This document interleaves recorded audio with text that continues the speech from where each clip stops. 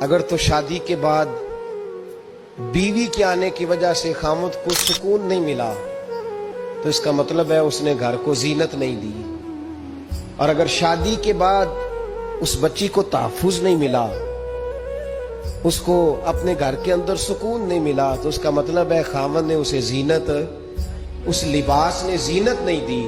میاں بیوی ایک دوسرے کا لباس ہے، اس مقدس رشتے کو اسلام نے باندھا اور لباس کہہ کے باندھا۔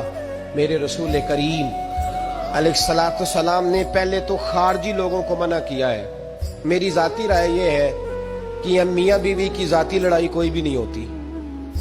ذاتی لڑائی، میری باتوں کی سمجھ تو آ رہی ہے نا آپ دوستوں؟ کوئی نہیں آ رہی؟ اللہ جزا دے آپ۔ میاں بیوی کی ذاتی لڑائی کوئی نہیں ہوتی۔ ہوتا پتہ کیا ہے؟ لڑکے سے پوچھیں کہ بتائے جناب کیا حال ہے، تو کہتے ہیں بیوی میری صحیح ہے، اس کے گھر والے نہیں صحیح۔ سنے آپ نے بھی کبھی یہ لفظ؟ تو اسی طریقے سے اگر لڑکی سے پوچھیں کہ تیرا کیا حال ہے، تو کہتی ہے خامن تو میرا دھیان رکھتا ہے، اس کی اماں نہیں خیال رکھنے دیتی۔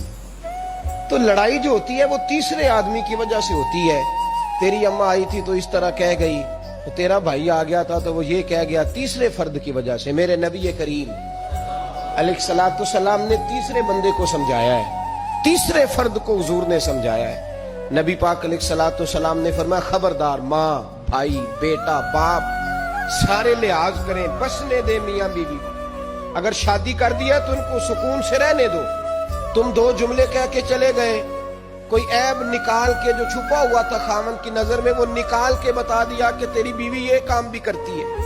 اب تم تو ہٹ گئے وہ بات کہہ کے، اب انہوں نے اکٹھے رہنا ہے۔ ان کی زندگی مصیبت کا شکار ہو گئی، آزمائش میں آ گئے وہ دونوں، ساری زندگی کڑتے رہے۔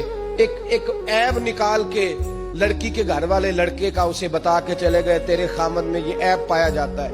وہ ساری زندگی کڑتے رہیں گے، تکلیف میں رہیں گے۔ انہوں نے تو اکٹھے رہنا ہے۔ بتانے والا چلا گیا۔ میرے رسول کریم صلی اللہ علیہ وسلم فرماتے ہیں لعنتی ہے وہ شخص، لعنتی ہے وہ شخص۔ یا رسول اللہ کون سا؟ فرمایا جو بیوی کو مرد کے خلاف اکساتا ہے اور مرد کو بیوی کے خلاف اکساتا ہے۔